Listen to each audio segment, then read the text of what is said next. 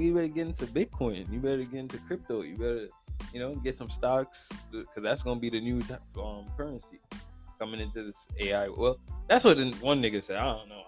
I've heard that since several but times. if you look, nigga, I don't even know when Bitcoin came out or how long. It's been a little like while. 2012, 2013. That's when it really started. Yeah. getting Yeah. Then they got the It's been around for a while. was it MPT and what the Ethereum. nah Ethereum. the I don't remember what it's called. From when I was trading Forex and like, what forgot. year was that? 2019? yeah around that. Yeah, from then I've heard talk about like how Bitcoin. Bitcoin is going to be taking over, you know? And I facts. mean, from them time until now, that's just up. It's up more now than it was then. So. And even years before that, I remember hearing like something about 50 Cent coming up on Bitcoin or like getting some big profit off of 50 Bitcoin. always- And this was years ago, like years ago.